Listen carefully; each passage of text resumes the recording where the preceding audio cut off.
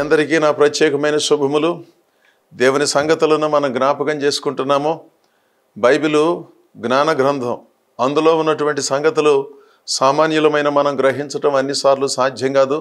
పరిశుద్ధాత్ముడు తన దివ్యమైన శక్తిని మనకు ప్రసాదించి మన మెరిగిన సంగతులే అయినప్పటికీ అందులో ఉన్న ఆధ్యాత్మిక భావమును, నిగూఢమైన అర్థములను గ్రహించటానికి సహాయం చేస్తున్నాడు. ఆ సంగతులను మనం శ్రద్ధగా వినాలి. వినటం ఒక గొప్ప కళ అండి. బోధించటం ఒక కళ అయితే వినటం ఇంకా గొప్ప కళ అని నా భావన. వినిన దానిని అర్థం చేసుకోవటం చాలా ప్రాముఖ్యమైన సంగతి. ఇందులో మనము చాలాసార్లు తడబడుతున్నాం కదా. సరిగా వినము. వినుట మాత్రము విందుము కానీ గ్రహించటం లేదో అన్నట్లుగా ఉంటుంది మన ధోరణి. కొన్నిసార్లు రకరకాలైనటువంటి ధ్యాసలతో దేవుని వాక్యాన్ని వినినందున అందులో ఉన్న పారమార్థిక సత్యాన్ని గ్రహించడానికి అవకాశము లేదు. ఈరోజు దేవుని వాక్యమును జ్ఞాపకం చేసుకుందాము. మహాజ్ఞాని అయిన సొలొమోను ప్రపంచానికి తెలియజేసిన సామెతల పుస్తకం 16వ అధ్యాయము 2వ వచనం. ఒకని నడతలన్నయు వాని దృష్టికి నిర్దోషములుగా కనబడును, యెహోవా ఆత్మలను పరిశోధించును. అంటే ఎవరి ప్రవర్తన వారికి చాలా గొప్పగా ఉంటుంది. ఎవరి కుటుంబము వారికి చాలా గొప్పగా ఉంటుంది. ఎవరి పిల్లలు వారికి చాలా గొప్పగా కనపడతారు. ఒకవేళ తప్పుగా మాట్లాడినా, తప్పుగా ప్రవర్తించినా, మా పిల్లలు చాలా మంచివాళ్ళండి, చిన్నప్పటి నుంచి క్రమశిక్షణలో పెంచాము అని తల్లిదండ్రులు భావిస్తూ ఉంటారు. అది కొంత నిజం కావచ్చు. కానీ పిల్లలు పాఠశాలకు వెళ్ళినప్పుడు కానీ, మరేదైనా స్థలానికి వెళ్ళినప్పుడు కానీ తల్లిదండ్రుల సమక్షములో ఉన్నట్లుగా వారు ఉండరని, వాళ్ళల్లో ఉన్నటువంటి రకరకాలైన పద్ధతులు, విచిత్రమైన ధోరణులు తల్లిదండ్రులు లేని సమయములో బయటపడతాయి అనే సంగతి కొంతమంది తల్లిదండ్రులకు తెలియనందున మా అబ్బాయి అలాంటి వాడు కాదు, మా అమ్మాయి అలాంటిది కాదు అని వాళ్ళను సమర్థిస్తూ చాలా నిజాయితీగా వాదిస్తూ ఉంటారు. ఎవరి నడతలు వారికి చాలా నిర్దోషంగా ఉంటాయి. నాకు నేను, మీకు మీరు, నేను బాగా ప్రార్థన చేస్తున్నాను, నేను చాలా భక్తి చేస్తున్నాను, నేను చక్కగా వాక్యం చెబుతున్నాను అన్నట్లుగా ఎవరికి వారు భావించి తమను తాము సంభాళించుకుంటూ, తమను తాము ప్రోత్సహించుకుంటూ జీవిస్తారు. కొంతమంది దైవ విరుద్ధమైన కార్యక్రమాలను తెగబడి చేసినప్పటికీ నేను చాలా బాగున్నానండి, చాలా గొప్పగా ఉన్నానండి బాబు, ఏంటి నన్ను అందరూ అదని ఇదని అంటారని కొంత బాధను వ్యక్తం చేస్తూ ఉంటారు. అసలు చేసే పనులన్నీ దైవ విరుద్ధమైన కార్యక్రమాలని మనస్సాక్షున్న మనుషులకు అర్థమవుతోంది కదా. ఒకళ్ళు కాదు, ఇద్దరు కాదు, ముగ్గురు కాదు, నలుగురు కాదు, ఊరంతా కోడై కూస్తూ ఉన్నప్పుడు ఇది మంచి పద్ధతి కాదనే సంగతిని గ్రహించకుండాను నేను దేవుని సేవలో ఉన్నాను, నేను భక్తిలో ఉన్నాను కనుక గిట్టక నన్ను అందరూ దూషిస్తున్నారు, అవమానిస్తున్నారు, నిందిస్తున్నారు అని భావించటం, వాటి గురించి తిరగబడి మాట్లాడటం, ఇలాంటి కార్యక్రమాలన్నీ కొంతమంది ఎందుకు జరిగిస్తున్నారో మనకు అర్థం కాదు. అంటే మనుషులు కొన్నిసార్లు తెలిసి కానీ తెలియక కానీ పొరపాట్లు చేయొచ్చు, పొరపాటు మాట్లాడవచ్చు. కాస్త విఘ్నులైన వారు, అవగాహన కలిగిన పెద్దలు, కుటుంబ సభ్యులు, దైవదాసులు ఇది పద్ధతి కాదు కదండి ఇలా మాట్లాడటం అని చెప్పినప్పుడు కానీ, ఇలా జరిగించటం మంచిది కాదు, సంఘమునకు క్షేమం కలిగించదు, మీ కుటుంబానికి ఏ విధమైన దీవెనను తీసుకురాదు అన్నప్పుడు ఏంటోనండి ఆ సమయంలో కాస్త ఆవేశపడి తొందరపాట్లో నేను అలా చేసిన మాట నిజం, మీరు చెబుతూ ఉంటే నాకు అర్థమవుతోందండి, నేను సరి చేసుకుంటానండి అనే భావన ఎంతమందిలో ఉన్నది చెప్పండి.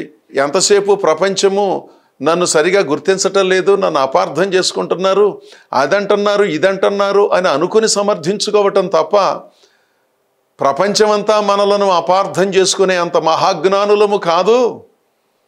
కనుక మనము ప్రపంచాన్ని అర్థం చేసుకోవాలి, ఇతరులను అర్థం చేసుకోవాలి, వాళ్ళు చెప్పే సూచనలను అర్థం చేసుకోవాలనే జ్ఞానం యువతల వైపున కూడా ఉంటే బాగుంటుందిగా. ఇక్కడ సొలొమోను చెప్పినటువంటి ఒక మాట, ఒకని నడతలన్నయు వాని దృష్టికి నిర్దోషములుగా కనబడును, యెహోవా ఆత్మలను పరిశోధించును. దేవుడు ప్రతి ఒక్కరిని పరిశోధిస్తున్నాడు. ఈ సంగతిని మనం గుర్తుపెట్టుకోవాలి. ఎన్ని సంవత్సరాలుగా భక్తి చేస్తున్నామో, ఎన్ని సంవత్సరాలుగా దేవుని సేవలో ఉన్నామో, ఎన్ని సంవత్సరాలుగా టీవీలలో వాక్యం చెబుతున్నామో, ఎన్ని పుస్తకాలు రాశామో, ఎన్ని పాటలు రాశామో, ఎన్ని సంఘములను నిర్మించామో, ఎన్ని దేశాలు తిరిగామో, ఇవన్నీ ఒక లెక్క. ఇవి చాలా ప్రాముఖ్యమే. దేవుని కృపలో ఆ దైవదాసులు సాధించిన గొప్ప విజయాలు, తిరుగులేదు. అయితే ఇక్కడ ఓ సంగతి ఉన్నది. దేవుడు మన ఆత్మలను పరిశీలిస్తున్నాడు, పరిశోధిస్తున్నాడు.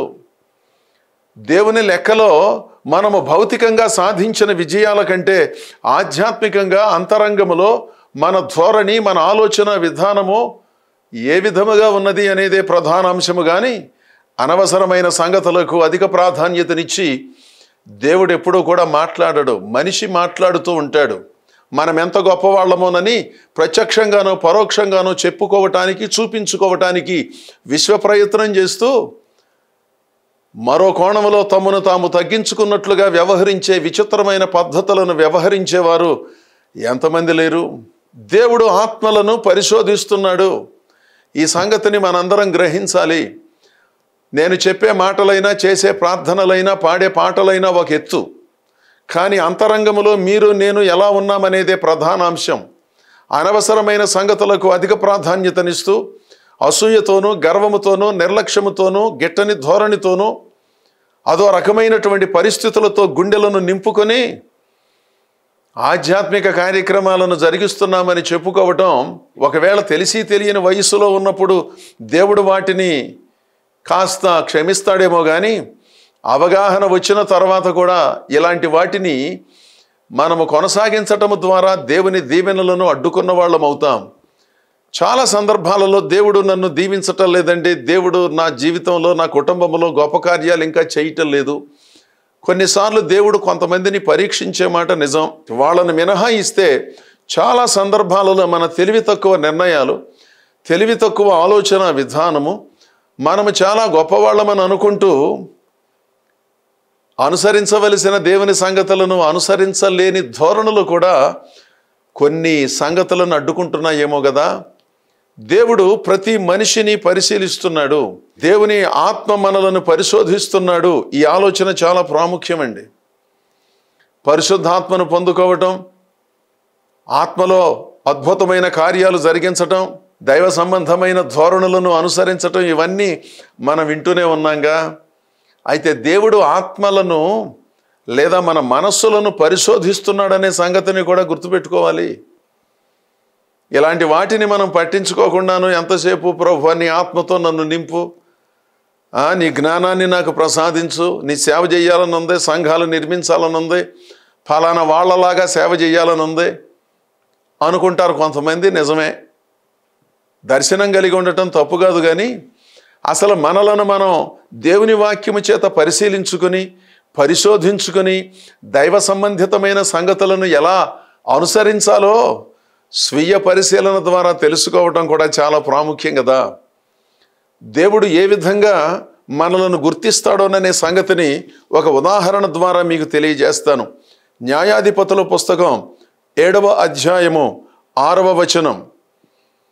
చేతితో నోటికి అందించుకొని గతికిన వారి లెక్క 300 మంది. మిగిలిన జనులందరూ నీళ్లు త్రాగుటకు మోకాళ్ళుని కృంగిరి. దాని పై వచనాన్ని మనం చదివినప్పుడు, అతడు నీళ్ల యొద్దకు ఆ జనులను దిగజేసినప్పుడు యెహోవా కుక్క గతికినట్లు తన నాలుకతో నీళ్లను గతికిన ప్రతివానిని, త్రాగుటకు మోకాళ్ళుని కృంగిన ప్రతివానిని వేరుపరచమని గిద్యోనుతో చెప్పాడు. ఇక్కడ మిద్యానీయులతో యుద్ధం చేయవలసి వచ్చింది. 32,000 మంది గిలాదు కొండపైకి వచ్చారు. మేము యుద్ధం చేస్తాం అంటూను. వాళ్ళ కూడా సంఖ్యలో తక్కువేను. లెక్కకు మించిన మిద్యానీయులు ఇశ్రాయేలీలపై దండెత్తి వచ్చినప్పుడు కేవలము 32,000 మంది యుద్ధం చేయటానికి వచ్చారు. వచ్చారు. వాళ్ళు ఎందుకు వచ్చారో వాళ్ళకి తెలియదు. ఎందుకంటే గిద్యోను పిలిచాడు, వెళ్ళకపోతే బాగుండదని వచ్చిన వాళ్లే అధికం అన్నమాట. మొత్తానికి 32,000 మంది గిలాదు కొండ మీదకు వచ్చారు. దేవుడు గిద్యోనుతో చెప్పాడు, భయపడి వణికేవాడు గిలాదు కొండ దిగి తొందరగా వెళ్ళిపోవాలని ప్రకటన చేయమన్నాడు. ఎప్పుడైతే ఈ ప్రకటన చేశాడో అందులో నుంచి 22,000 మంది తిరిగి వెళ్ళిపోయారు. చాలా ఆశ్చర్యం. వీళ్ళు ఎందుకు వెళ్ళినట్లు? యుద్ధం చేయటానికి వచ్చారు. ఎందుకంటే మీరే పిలిచారు కదండి, మిద్యానీయులతో యుద్ధం చేయటానికి కాస్త మనసున్న వాళ్ళు రమ్మని, అందుకని మేము వచ్చాము అన్నారు. దేవుడు అన్నాడు, వారి మనస్సులను గుర్తించి వారి అంతరంగమును పరిశోధించి గిద్యోనుతో చెప్పాడు, ఇందులో భయపడి వణికే వాళ్ళు గిలాదు కొండ దిగి త్వరగా వెళ్ళిపోమ్మని చెప్పవయా అన్నాడు. ఆ మాట చెప్పాడు. చెప్పినప్పుడు 22,000 మంది గిలాదు కొండ దిగి వెళ్ళిపోయారు. అంటే దాని అర్థం ఏంటండి? వాళ్ళు ఎందుకు గిలాదు కొండ పైకి వచ్చినట్లు? యుద్ధం చేయటానికి వచ్చారు కదా.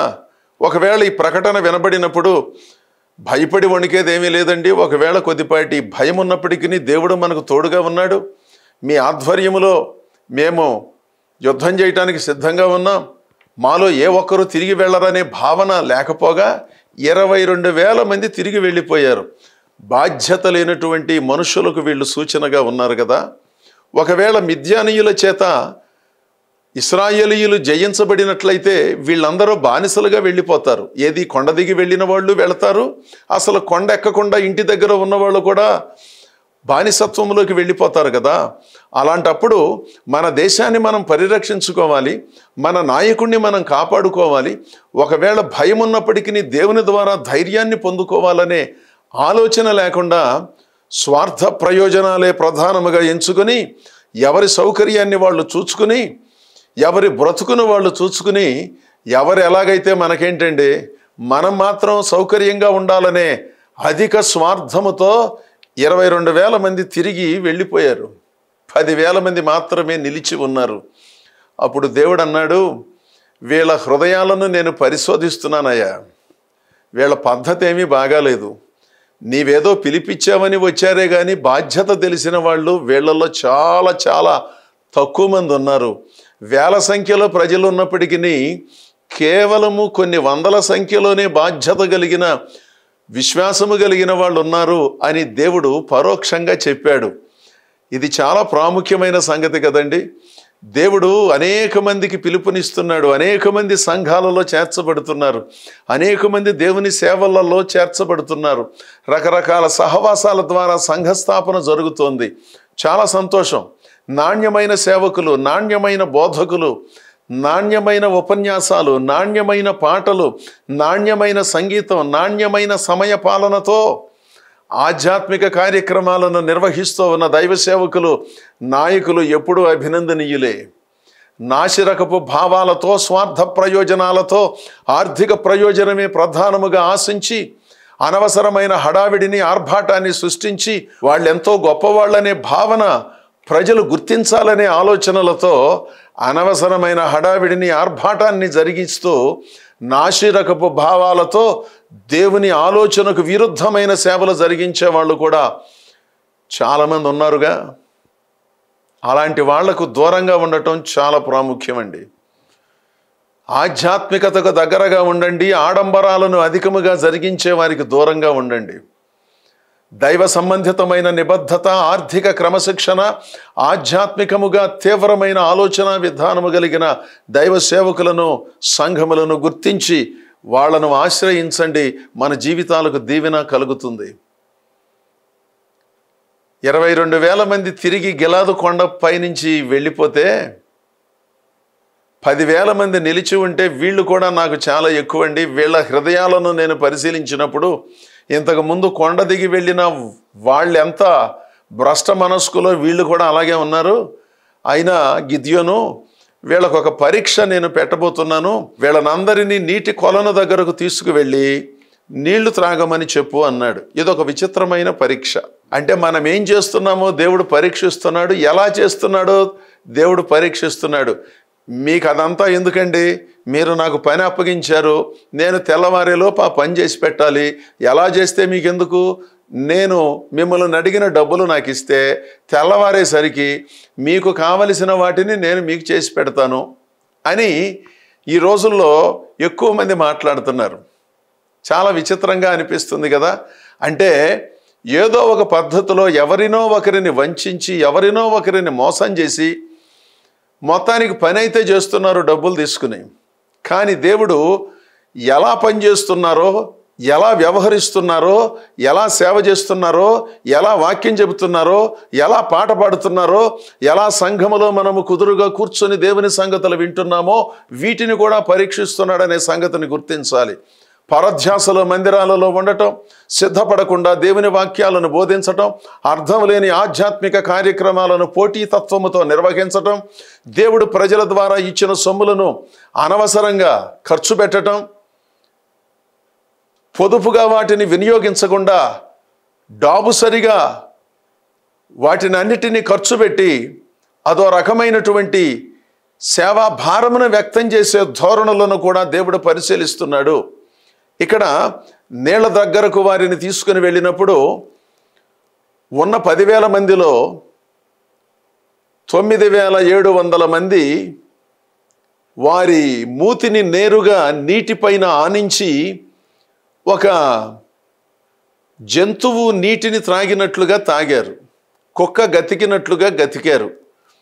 మిగిలిన 300 మంది మోకాళ్ళ మీద కృంగి అంటే వంగి దోసిటితో నీళ్లను అందుకొని ఇలా స్వీకరించారన్నమాట. మనం పొలం వెళ్ళినప్పుడు పొలం గట్ల దగ్గర గట్టు మీద కూర్చుని దోసిటితో ఆ చిన్న బోదుల్లో నీళ్లు వెళుతూ ఉన్నప్పుడు వాటిని ఏ విధంగా అందించుకొని తాగుతామో అలా తాగిన వాళ్ళు 300 మంది. నేరుగా వారి మూతిని నీటిపైన పెట్టి జంతువులాగా పీల్చిన వాళ్ళు ఆ 10,000 మందిలో 9,700 మంది. దేవుడు అన్నాడు, ఈ 9,700 మందిని ప్రక్కన పెట్టన్నాడు. ఆ 9,700 మంది పక్కకు వెళ్ళారు, మిగిలినది 300 మంది. ఈ 300 మంది పద్ధతిగా నీళ్లు త్రాగారు. ఇందులో ఒక ఆధ్యాత్మిక రహస్యం ఉన్నది. వీళ్లకు నీళ్లు ఎలా తాగాలో తెలుసు, ఏ నీళ్లు తాగాలో తెలుసు. వీళ్ళకంటూ ఒక క్రమశిక్షణ, ఒక నిబద్ధత కలిగినటువంటి వాళ్ళని మనం గ్రహించాలి. ఈ రోజుల్లో చాలామందికి ఏం తాగాలో తెలియదు, ఏం తినాలో తెలియదు, ఎక్కడికి వెళ్ళాలో తెలియదు, ఎక్కడికి వెళ్ళకూడదో తెలియదు, ఏం చెప్పాలో తెలియదు, ఏం చెప్పకూడదో తెలియదు, ఎందుకు చెబుతున్నారో తెలియదు, ఎందుకు పాడుతున్నారో తెలియదు, ఏం జరుగుతుందో తెలియదు. కాకపోతే కొన్ని కార్యక్రమాలను మనం నిర్వహించాలి, ఒక సమయపాలన లేదు, ఆ సమయాన్ని సద్వినియోగం చేసుకునే పద్ధతిని అనుసరించే ధోరణి లేదు, వ్యర్థమైన సంగతులను వివరించి తెలియజేయటం, అర్థం లేని అసౌకర్యాలను ప్రజలకు కలిగించటం, వాళ్ళేదైనా అన్నప్పుడు వాళ్ళు గిట్టగా మాట్లాడుతున్నారని తిరుగుబాటు చేయటం, ఇలాంటివన్నీ కూడా అనవసరమైనటువంటి ఆధ్యాత్మిక కార్యక్రమాలు కదా. నీళ్లు త్రాగటం ఎంతమందికి వచ్చు, భోజనం చేయటం ఎంతమందికి వచ్చు. ఇందులో ఉన్న ఆధ్యాత్మిక భావాన్ని గ్రహిస్తే ఏమి తాగాలో, ఎంతవరకు తాగాలో, ఏది శరీరానికి ఆరోగ్యాన్ని కలిగిస్తుందో, దేవుడు అనుగ్రహించినటువంటి ఈ శరీర అవయవములను ఏ విధంగా వినియోగించాలో చాలా తక్కువ మందికి తెలుసు కదా. 9,700 మంది ప్రక్కకు తప్పుకున్నారు. అదేమిటండి గిద్యోను గారు, మిద్యానీయులు, అమాలేకీయులు లెక్కకు మించిన వారుగా ఉన్నారు. ఇంతకుముందు చూస్తేనేమో 22,000 మంది వెళ్ళిపోయారు, ఇప్పుడు చూస్తేనేమో మమ్మలను మీరు ప్రక్కన ఉంచారు, కేవలము 300 మందిని మీరు ఎంపిక చేశారు, మేము కూడా యుద్ధానికి వస్తామండి, దేశం మా అందరికీ సంబంధించినది కదండి, మేమందరము విజయములో పాలు పంచుకుంటామని ఏ ఒక్కరూ మాట్లాడలా. తప్పింది తప్పినట్లుగా ఎవరింటికి వాళ్ళు వెళ్ళిపోయారు. బాధ్యత లేని, బుద్ధి వికాసం లేనటువంటి వాళ్ళ సంఖ్య ఆనాడైనా ఈనాడైనా అధికమే కదా. ఎంతసేపు ప్రక్కన కూర్చుని కబుర్లు చెప్పటం తప్ప బాధ్యతలను కాస్త భుజాన వేసుకునే వాళ్ళ సంఖ్య ఎంత ఉందండి. కబుర్లు చెప్పమంటే చెబుతారు, ఖర్చు లేని కబుర్లు, ఉచిత సలహాలు ఇస్తూ సేవ ఎలా చేయాలో సేవ చెయ్యని వాళ్ళు సలహా చెబుతూ ఉంటారు. పాటలు ఎలా పాడాలో తెలియని వాళ్ళు పాట ఎలా పాడాలో సలహా చెబుతూ ఉంటారు. దేవుని సంఘములను నిర్మించని వాళ్ళు ఏ విధంగా సంఘాలను నిర్మించాలో చెబుతూ ఉంటారు. ఏనాడు ఒక ఉపన్యాసాన్ని ప్రజల ముందు నిలబడి ప్రజలకు అర్థమయ్యేటట్లుగా చెప్పటం చేతగాని వాళ్ళు ఉపన్యాసాలు ఎలా ఇవ్వాలో చెబుతూ ఉంటారు. ఇలాంటి వాళ్ళకేమీ కొదవ లేదు కదా. అప్పుడైనా ఇప్పుడైనా ఎప్పుడైనాను బాధ్యత లేని వాళ్ళు, భారము లేని వాళ్ళు ఇలాగే మాట్లాడుతూ ఇలాగే బాధ్యతలను విస్మరించి తిరుగుతూ ఉంటారన్నమాట. గిద్యోను ఈ 300 మంది దేవుడు కలిసి లెక్కకు మించిన మిద్యానీయులను, అమాలేకీయులను ఎదిరించడానికి పూనుకున్నారు. ఇక్కడ సంగతిని గమనించాలి. దేవుడు ఈ 300 మందిని ఎందుకు దేవుడు ఏర్పాటు చేసుకున్నాడంటే దేవుడు వారిని పరిశోధించాడు. వారి ప్రవర్తనను పరిశోధించి క్రమశిక్షణ కలిగినటువంటి వారిని ఎంపిక చేసుకున్నాడు. ఇదండి దేవుని ఎంపికలో ఉన్నటువంటి విశేషమైన సంగతి, మనం ఎవరిని పడితే వాళ్ళని ఎంపిక చేసుకోవటం, మన ఊరాళ్ళని ఎంపిక చేసుకోవటం, మన కులగోత్రాలకు సంబంధించిన వాళ్ళని ఎంపిక చేసుకోవటం, ఒకవైపున ఆదర్శ భావాలు మాట్లాడుతూనే అదో విచిత్రమైనటువంటి పద్ధతులను అనుసరించటం, స్వార్థ ప్రయోజనాలతో ఎంపిక చేయటం, ఇలాంటివి సహజంగా మనుషులుగా ఉన్న మనకు జరుగుతూ ఉంటాయి. కానీ దేవుని సన్నిధిని పరిశీలించినప్పుడు దేవుడు ఒకని హృదయమును పరిశీలించి, ఒకని నడతను పరిశీలించి, ఒకని ఆలోచన విధానాన్ని పరిశీలించి, ఒకని ప్రవర్తనను పరిశీలించి వాళ్ళను ఎంపిక చేసుకుంటాడు. ఆ తర్వాత ఈ 300 మంది గిద్యోను ఆధ్వర్యములో గొప్ప యుద్ధం చేశారు, అమాలేకీయులను మిద్యానీయులను ఓడించారు అనుకోండి. ఆ తర్వాత విజయము ఇశ్రాయేలీయులకు అందరికీ లభించింది. కానీ దేవుడి ఎంపిక చేసుకునే పద్ధతిని గురించి నేను మీతో కాస్త వివరంగా చెప్పాలి కనుక ఈ సందర్భాన్ని మీకు గుర్తు చేశాను. పరిశీలించండి. దేవుని ప్రజలారా, మనము చేయవలసిన పనులను చేయవలసిన సమయములో, చేయవలసిన వేగముతో, చేయవలసిన రీతిలో మనం చేస్తున్నామా? సంఘాలలో బాధ్యతలను వహించే స్త్రీలు కానీ, పురుషులు కానీ, పెద్దలు కానీ, పిన్నలు కానీ ఒకరోజు చేయటం, 2 రోజులు చేయటం, 1 నెల చేయటం, 2 నెలలు చేయటం, ఆ తర్వాత అంతు లేకుండా వెళ్ళిపోవటం, ఇలాంటి విచిత్రమైన పద్ధతులను అనుసరించేవారు సంఘాలలో ప్రాధాన్యతను కోరుకుంటున్నారే తప్ప దైవ సంబంధితమైన సేవలను పద్ధతి ప్రకారం చేయాలి, ఎలా పడితే అలా చేయకూడదు, ఎలా పడితే అలా మాట్లాడకూడదు, ఎలా పడితే అలా పాడకూడదు, ఎలా పడితే అలా నేను జీవించకూడదనే నిబద్ధతను కలిగి ఉండటం చాలా ప్రాముఖ్యం. మనము నీళ్లు త్రాగినా, మనము భోజనం చేసినా, పానము చేసినా, మరేమి చేసిననో దేవుని మహిమ కొరకు చేయుడి అని పౌలు భక్తుడు చెప్పిన భావములో ఉన్న సంగతిని మనం అర్థం చేసుకుంటే మన జీవితాలు ఎంత గొప్పగా ఉంటాయో. ఎన్ని రోజులు ప్రార్థన చేస్తున్నాము, ఎంతసేపు ప్రార్థన చేస్తున్నాము, ఎన్నిసార్లు బైబిల్ చదివాము గొప్ప సంగతే. కానీ మన అంతరంగములో ఆధ్యాత్మిక స్థితి ఎంత స్థిరముగా ఉన్నది, అంతరంగములో మన స్వభావము ఎంత నిబద్ధతగా నిర్మలముగా ఉన్నది అనేది ప్రధానాంశము. కానీ అనవసరమైన సంగతులకు అధిక ప్రాధాన్యతనిచ్చి గుర్తింపు కొరకు ప్రాకులాడే ధోరణి ఏ విధముగానూ మంచిది కాదని, అది పరిశీలనకు అర్హమైనదని ఈ సందర్భంలో నేను మనవి చేస్తున్నాను. సామెతల పుస్తకం 16వ అధ్యాయము 25వ వచనములో ఈ విధముగా ఉన్నది: ఒకని మార్గము వాని దృష్టికి యథార్థముగా కనబడును, అయినను తుదకు అది మరణమునకు చేరును. అంటే ఎవరికి వాళ్ళు నా నడతలు బాగున్నాయి, నా పద్ధతులు బాగున్నాయి, నా భక్తి జీవితం బాగుంది, నా ప్రసంగాలు బాగున్నాయి, నా ప్రార్థనలు బాగున్నాయి, నా కుటుంబం బాగుంది. నిజంగా కొన్ని బాగున్న మాట నిజమే, వాటి గురించి మనం మాట్లాడుకునేది ఏమీ లేదు. కానీ దేవుని పరిశీలనలో మనం పరిశీలించినప్పుడు, దేవుడు ఆత్మలను పరిశోధించినప్పుడు మనం ఎలా ఉన్నామనేది ప్రధానమైన సంగతి కదా. ఇది మనము నేర్చుకోవాలి. ఒకని నడతలన్నీ వాని దృష్టికి నిర్దోషములే. ఎవరి నడత వాళ్ళ దృష్టికి నిర్దోషమే. నాకు మంచిగా కనపడతాను, మీరు మీకు మంచిగా కనపడతారు, తప్పేముంది. కానీ దేవుడు ఆత్మలను పరిశీలించినప్పుడు మనం ఎలా ఉన్నాం, ఇది ప్రధాన అంశం అండి. నాకు నేను గొప్ప, మీకు మీరు గొప్ప, మీ సంఘం మీకు గొప్ప, నా సంఘం నాకు గొప్ప, మీ పాట మీకు గొప్ప, నా పాట నాకు గొప్ప. సర్లే, మన పాటే గొప్ప కాదు, గొప్ప పాటలు చాలా ఉన్నాయి, గొప్ప సంఘాలు చాలా ఉన్నాయి, గొప్ప ఉపన్యాసాలు చాలా ఉన్నాయి. ఈ విశాలమైన దృక్పథం మీకు నాకు ఎంతో ఎంతో ప్రాముఖ్యం. ఎంతసేపు నేనే గొప్ప, నేనే గొప్ప అనుకునే మనిషిని వెంబడించటం చాలా అమాయకులు చేసే పని. అంటే వాళ్ళు గొప్పవాళ్ళు కాదని నేను అనటం లేదు, మేమే గొప్పవాళ్ళం, మా సంస్థే గొప్ప, మా పాటలే గొప్ప, మా బోధకులే గొప్ప అనుకునే వారిని మించిన హెచ్చింపు కోరుకునే వాళ్ళు భూలోకంలో ఎవరు ఉండరు. అంటే వాళ్లే గొప్ప, మిగిలిన వాళ్ళు ఎవరో గొప్ప వాళ్ళు లేరా? ఏమిటి అర్థం లేనటువంటి ఆలోచన? వాళ్ళు గొప్పే, వాళ్ళతో పాటు మిగిలిన గొప్ప వాళ్ళు చాలామంది ఉన్నారు, వాళ్ళని మించిన వాళ్ళు చాలామంది ఉన్నారు. ఈ సామాన్యమైన సంగతిని మనం అర్థం చేసుకుని మనకు మనం గొప్ప అని హెచ్చించుకొని విచిత్రమైన జీవితాన్ని జీవించకుండాను దేవుని పరిశీలనలో మనం ఎక్కడున్నామో తెలుసుకుని వ్యక్తిగత అభిప్రాయాలతో భక్తి చేయకుండా దేవుని అభిప్రాయంతో భక్తి చేస్తూ అనేక విజయాలలో మనమును పాల్గొని ముందుకు సాగుదాం. అలాంటి భక్తిని జరిగించే మీలో అనేకులను అభినందిస్తూ మిగిలిన వారు ఈ సంగతులను గ్రహించాలని కోరుతూ ఈయన మాటలు ముగిస్తున్నాను. దేవుడు మిమ్మలను మీ కుటుంబాలను బహుగా దీవించునుగాక. ఆమేన్.